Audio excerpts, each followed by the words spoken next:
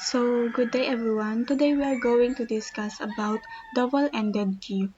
So, what is DIQ or double-ended queue? Is a linear data structure that allows insertion and deletion from both ends, front and near.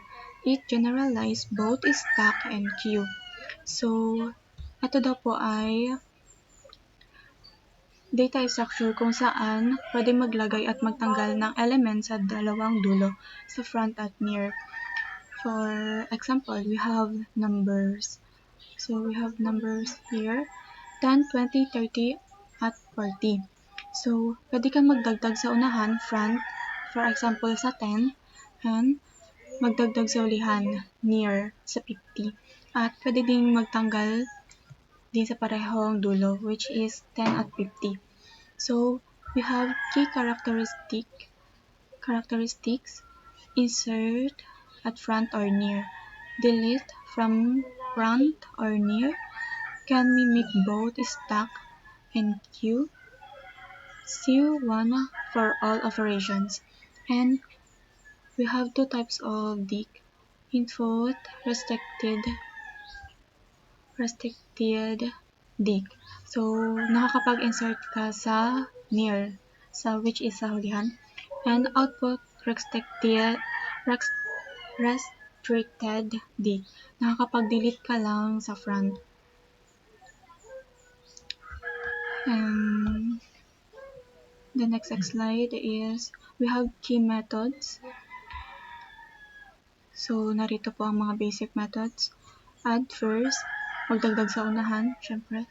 Add last, magdagdag sa hulihan. Remove first, magtanggal sa unahan. At remove last, syempre sa magtanggal sa hulihan. Pick first, tingnan ang nasa unahan. At pick last, tingnan ang nasa hulihan. So we have Java DIQ example. Dito syntax. Import Java util DIQ. Import Java util RA DIQ. So, dito na po tayo mag-start. For example, DIQ add first 10, which is yung for example ko sa unahan natin, na sa unahan po na PPT. DIQ add last 20 at DIQ add first 5. So, kakalabasan po parang 5, 10, 20. And kung gusto niyo po mag-remove, ilalagay niyo lang po DIQ remove first. So, mariremove po yung number 5. DIQ remove last. So, mariremove din po yung 20. So, ang output po nito, ang kakalabasan po ay 10 lang ang matitira. So, same lang po dito sa complete Java example. Yun nauna po. Sa full DIQ, DIQ integer DIQ, new array DIQ. So, dito din po tayo mag-a-add din po tayo ng add first and add last, add first. So, ang kakalabasan po is 0, 1, 2. So, yun lang po. And let's proceed to the next reporter.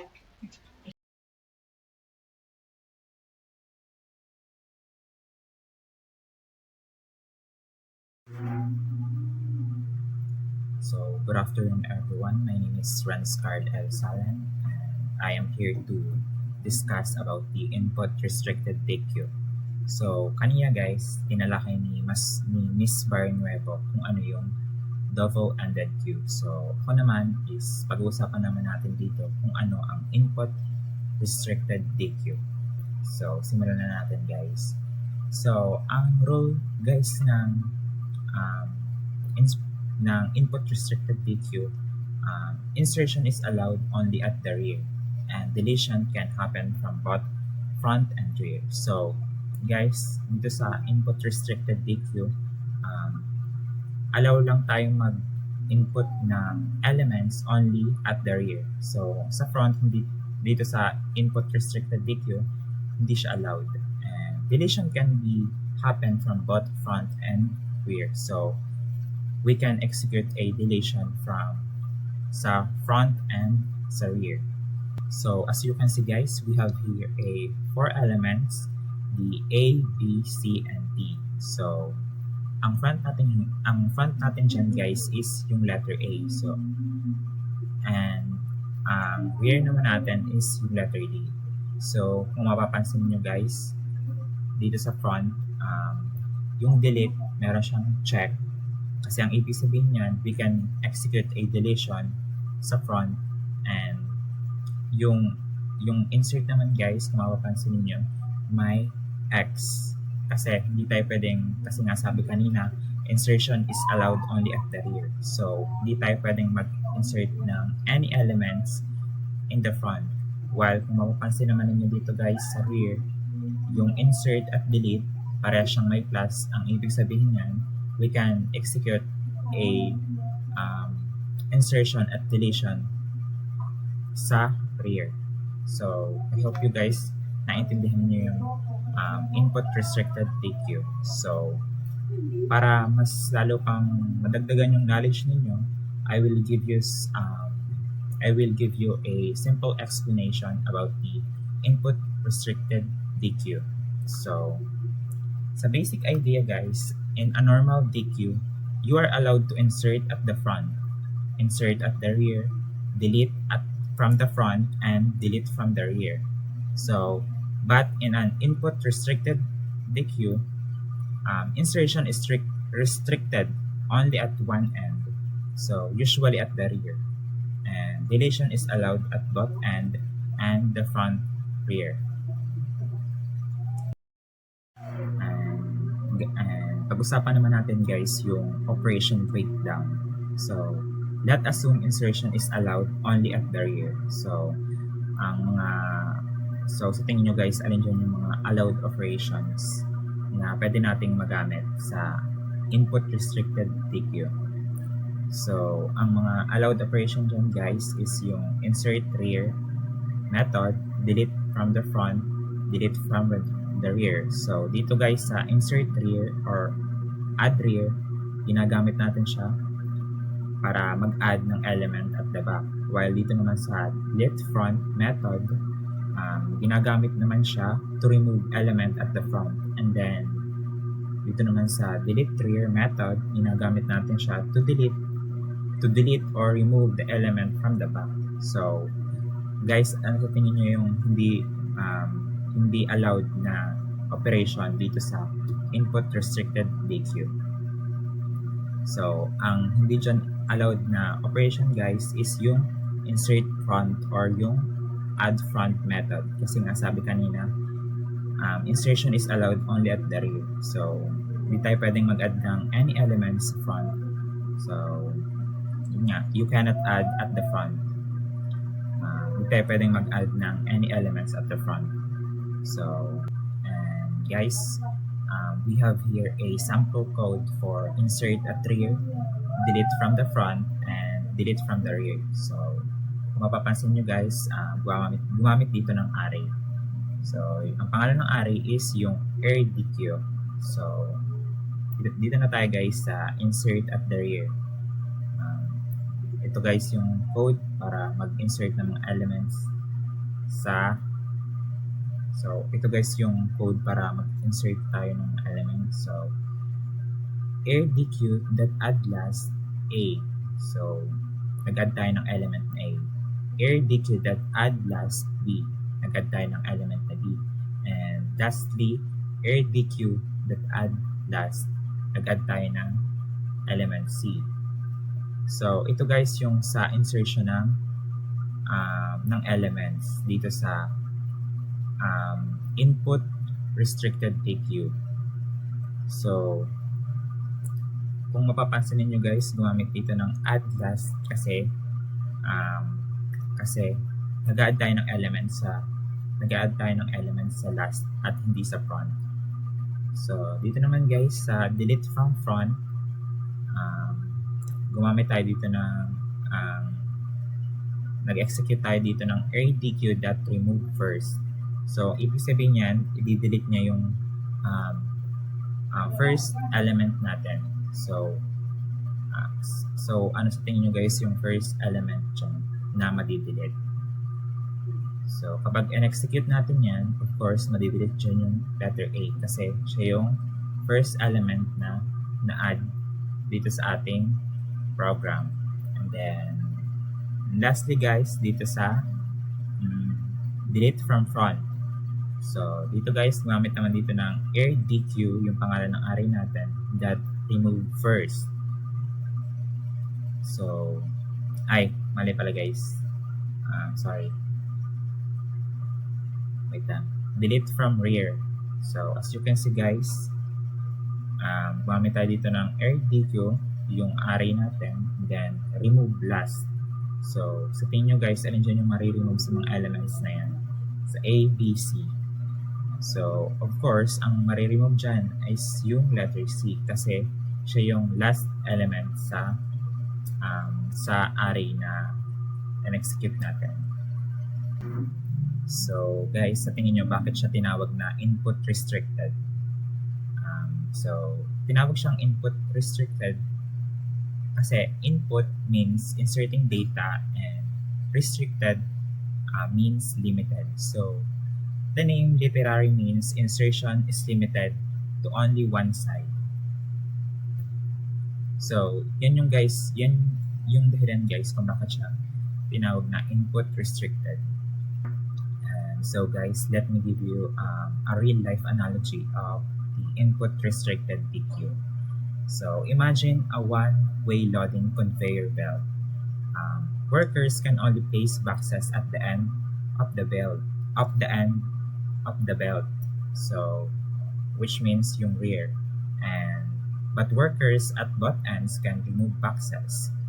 So front workers remove first box and rear workers remove last box. So this setup behaves exactly an input restricted DQ. Isang example pa guys sa Tagalog naman para mas lalo ninyong maintindihan. So, ano bang magandang example dito? Halimbawa guys, yung sa pagsasakay tayo ng jeep.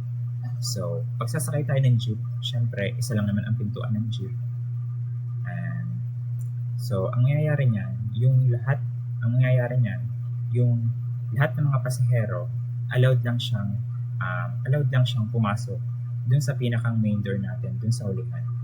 So, yung mga pasahero, hindi siya pwedeng sumakay dun sa jeep na dadaan sa unahan. Kasi alam nga namang dumaan ka dun ay upuan nyo ng driver.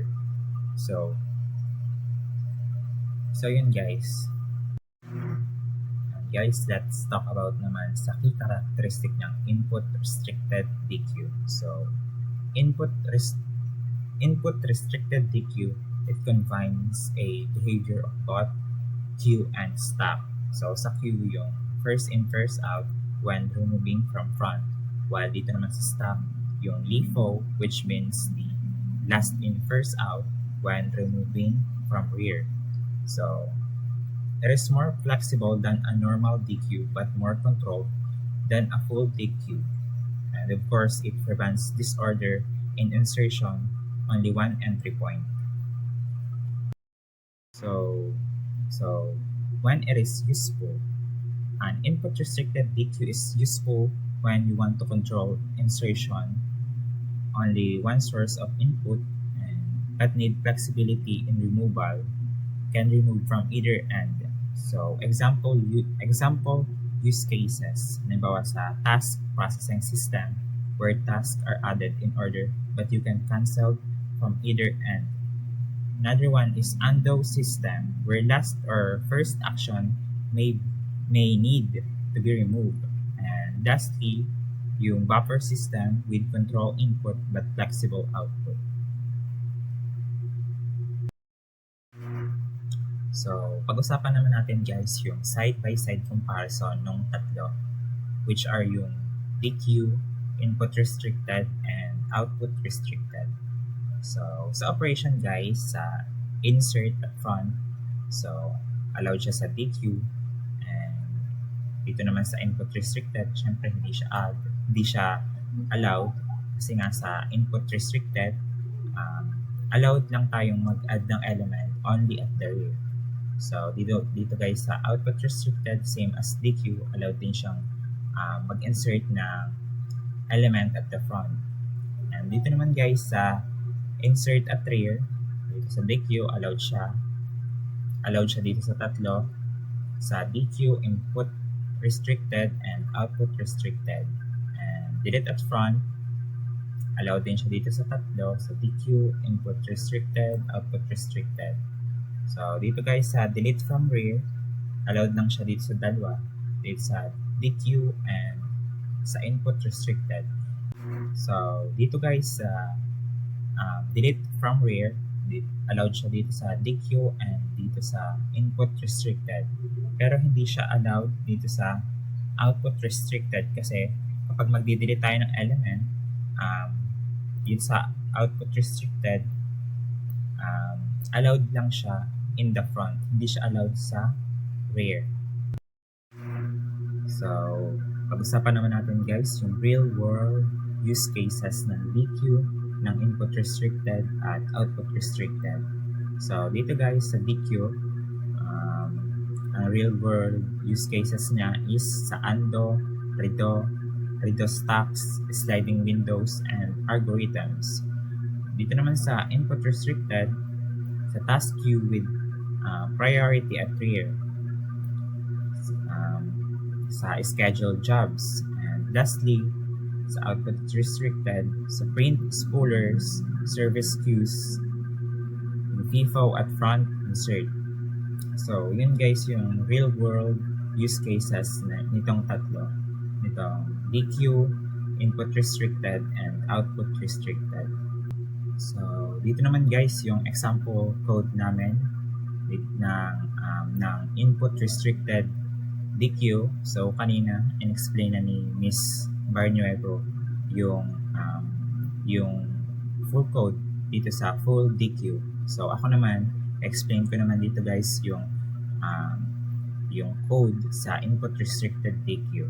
So, sa tingin ko naman guys, mabilis lang ninyong maiintindihan ito. So, dito, nag-declare lang ng array. So, ang pangalan ng array is yung ear. So, ang pangalan, kapag mag-a-add tayo guys ng elements, so, gagamit tayo ng .add last method. So, yun guys, nag-add siya ng A and .add last B, nag-add siya ng B. So, meron na tayong two elements sa array natin, yung A and B. So, dito guys, para mag-remove ng elements, here, .remove first. So, sa tingin nyo guys, alin dyan yung unang mariremove? So, of course, ang unang mariremove dyan is yung letter A. So, and pangalawa naman, yung remove last. Yung last element, syempre, ang mariremove dyan is yung letter B. So, yun guys, yung simpleng code sa input restricted DQ. Sa tingin ko naman, naintindihan ninyo kasi napakadali lang naman yung intindihan. So, yun guys. I hope marami kayong natutunan dito sa input restricted DQ.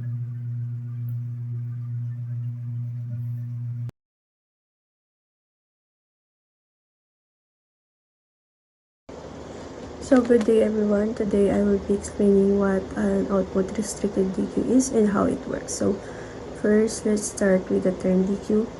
So yung DQ stands for the double-ended queue.